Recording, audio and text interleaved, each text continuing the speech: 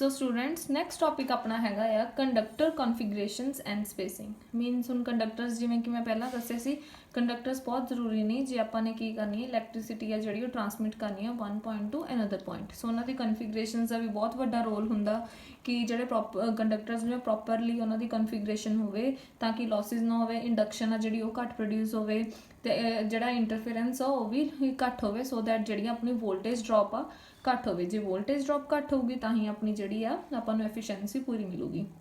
सो conductors का basically काम हैगा वा ट्रांसमिट करना हाई वोल्टेज लैवल दे सारे वोल्टेज लैवल्स नूं from 1 point to 2 point so उन्हां नूं आपां ने किद्दां प्लेस करना उहदी कॉन्फिगरेशनस की हुंदियां ने तीन तरह दीयां कॉन्फिगरेशनस हुंदियां ने बेसिकली फर्स्ट इज़ हॉरिजॉन्टल जिद्दां कि आपां नूं नेम डिपिक्ट करदा है कि हॉरिजॉन्टल दे विच आपां कंडक्टर्स लगा लैंदे हैं सपोज अपने कोल तीन फेजिज ने आर वाई बी आपां उहनूं हॉरिजॉन्टली की उहनूं प्लेस करके जिवें कि हॉरिजॉन्टल प्लेस करके उन्होंने आपां ओहदी हॉरिजॉन्टल कॉन्फिगरेशन किया जाता है second is vertical configuration as the name suggest आपां वर्टिकली तीनों कंडक्टर्स नूं जे आपां प्लेस कर दईए तो वह कॉन्फिगरेशन नूं की किया जाता वर्टिकली ट्रायंगल दे विच ट्रायंगुलर फॉर्म दे विच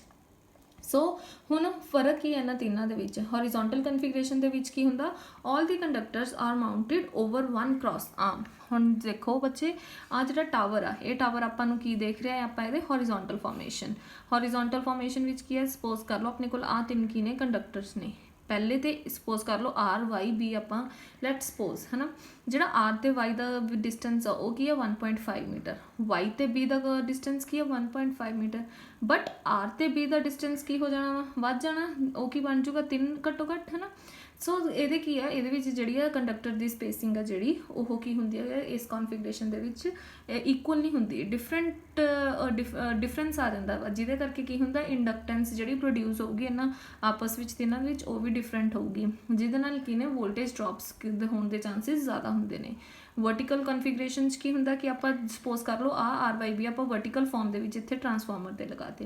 ये बच्चे ये तो बहुत घट ही यूज़ होंगे क्योंकि ये करके की होंगे ने कंडक्टर्स एक दूसरे के नीचे लगाए जाते हैं जिदे नाल की है जिहड़ा वा इंडक्टेंस आ जिहड़ी ओह काफ़ी वध जाती है तो रेडियो इंटरफेरेंस आ जिहड़ी ओह अपने कोल ट्रांसमिशन लाइन्स दे विच आ जाती है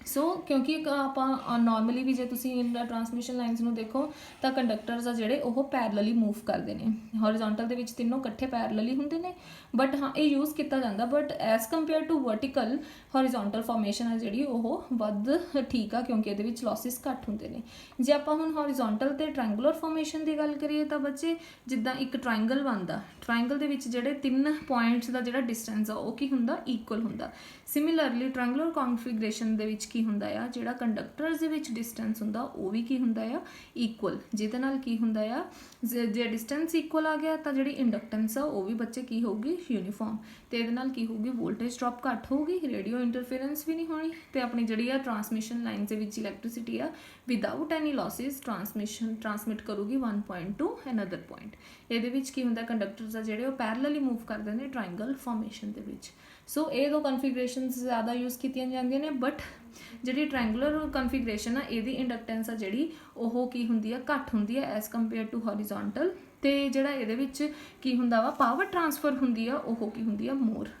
लॉसिस घट इंडक्टेंस घट तो पावर ट्रांसफर की होगी मोर होगी ये जी पावर ट्रांसफर होगी वो किसी वोल्टेज ड्रॉप करके की होगी लॉस हो जाएगी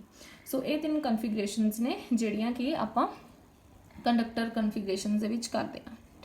ठीक है सो next is what is conductor spacing हुण कंडक्टर स्पेसिंग की होंदी है कंडक्टर स्पेसिंग मीनस जो आप कंडक्टर्स नूं इंस्टॉल करते हैं उस टाइम आपने सब तो पहला तो कॉन्फिगरेशन का ध्यान रखांगे सैकेंडली उन्होंने स्पेसिंग का भी ध्यान रखा जाऊगा सपोज अपने को सिंगल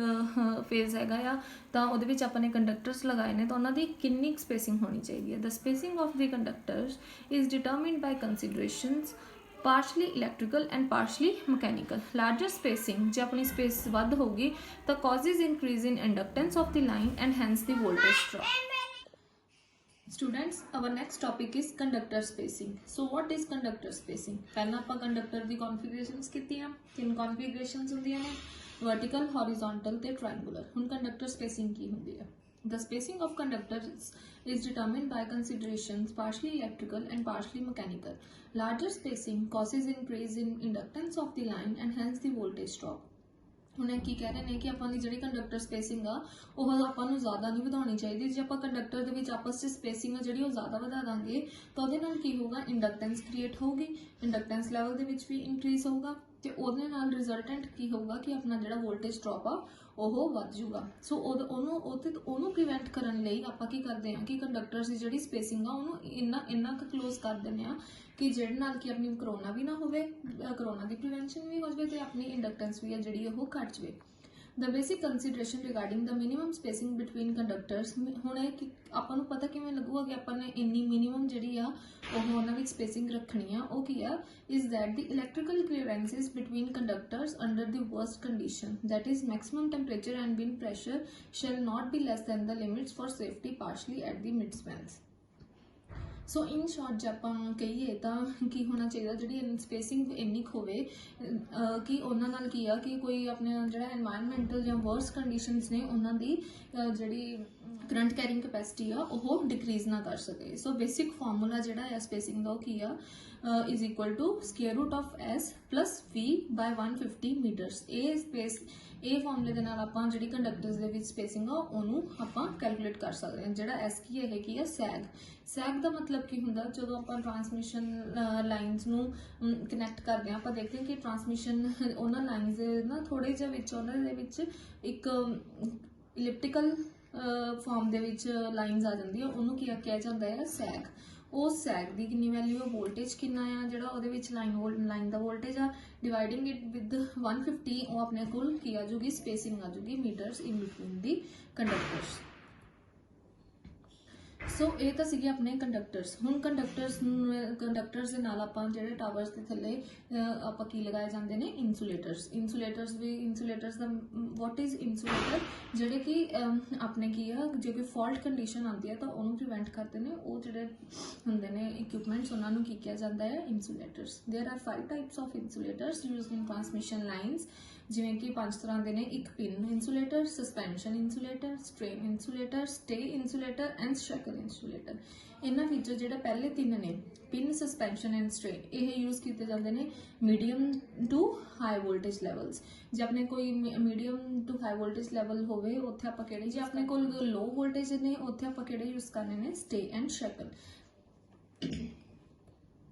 ਸੋ ਹੁਣ ਇੱਥੇ ਆਪਾਂ ਅਰੇਂਜਮੈਂਟ ਦੇ ਸਕਦੇ ਹਾਂ। ਇਹ ਆਪਣੇ ਕੋਲ ਜਿਹੜੀ ਫਰਸਟ ਫਿਗਰ ਆ ਇਹ ਕੀ ਆ, ਪਿਨ ਟਾਈਪ ਇੰਸੂਲੇਟਰ। ਇਹਦੇ ਵਿੱਚ ਜਿਹੜਾ ਇੱਕ ਪਿਨ ਆ ਇਹ ਮੈਕਸਿਮਮ ਕਿੰਨਾ ਲੈਵਲ ਕਰ ਸਕਦਾ, ਅਪ ਟੂ 11 kV। ਇਹ